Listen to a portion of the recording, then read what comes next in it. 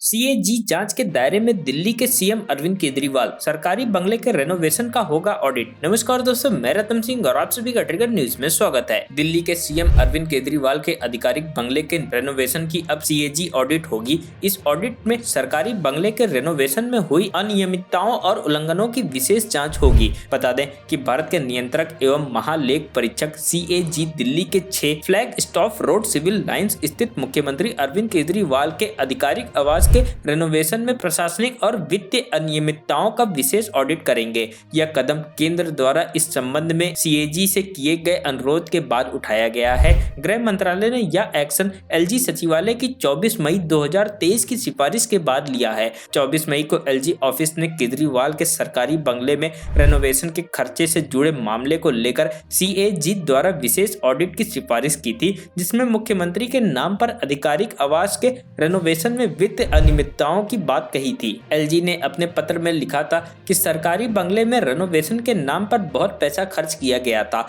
यह सब उस वक्त किया जा रहा था जब देश में कोविड-19 महामारी अपने चरम पर थी। कोविड के कठिन समय में भी दिल्ली के सीएम अपने घर को संवारने में लगे थे। गृह मंत्रालय को लिखे पत्र में दिल्ली के उपराज्यपाल वीके सक्सेना ने लोक निर्माण विभाग के प्रभारी मंत्री की मिलीभगत से मुख्यमंत्री आवास के रेनोवेशन के नाम पर किए गए खर्च पर सवाल खड़े किए थे। मुख्य सचिव की रिपोर्ट के मुताबिक सीएम आवास के रेनोवेशन में निम्नलिखित अनियमितताएं पाई गई थी। रेनोवेशन के नाम पर एक नई इमारत का पुनर्निर्माण पीडब्ल्यूडी ने किया। निर्माण शुरू करने से पहले पीडब्ल्यूडी द्वारा संपत्ति के स्वामित्व का पता नहीं लगाया गया था। शुरुआत प्रस्ताव मुख्यमंत्री के आवास में अतिरिक्त आवास देने का था। हालांकि बाद में मौजूदा भवन को गिराने के बाद पूरी तरह से नए निर्माण के प्रस्ताव को मंत्री द्वारा मंजूरी दे दी गई। इस रेनोवेशन की शुरुआती लागत 15 से 20 करोड़ रुपए थी। हालांकि इसे समय समय पर बढ़ाया गया था और रिपोर्ट के अनुसार अब तक कुल 52 करोड़ 71,24,570 रुपए खर्च किए गए हैं, जो शुरुआती अनुमान से 3 गुना ज्यादा है। इसके अलावा रिकॉर्ड से पता चलता है कि प्रमुख सचिव के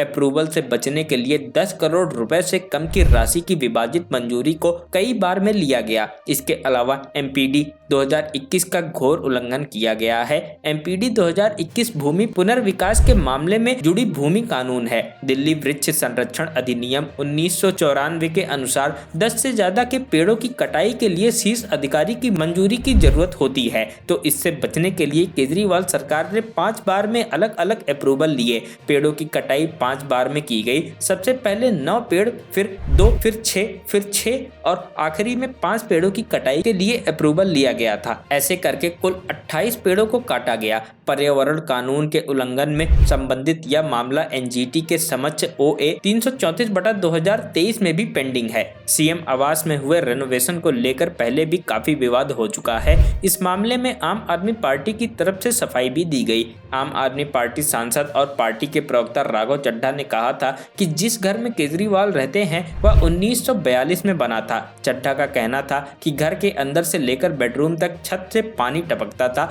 लोक निर्माण विभाग पीडब्ल्यूडी ने इसका ऑडिट किया था। उनका कहना था कि यह एक सरकारी बंगला है। जब इस मामले ने तुल पकड़ा था तब दिल्ली भाजपा अध्यक्ष ने कहा था कि मुख्यमंत्री के बंगले में कामों के साथ ही अन्य सौंदर्यीकरण पर 11 करोड़ से अधिक के खर्च की बात सामने आई है। उन्होंने कहा था कि 11 करोड़ में तो दिल्ली में एक भव्य बंगला बन जाता है, तो वहीं दिल्ली के लोग स्तब्ध हैं। बंगले में 2.58 करोड़ रुपए बिजली की फिटिंग हुई है और 1.10 करोड़ रुपए में किचन बना है। इतने में दिल्ली के पॉश एरिया में एक आलीशान फ्लैट और मकान बन जाता है। आखिर सीएम अरविंद केजरीवाल के घर में ऐसा क्या बना है जो इतने रुपए लगे हैं? Bureau report, trigger news.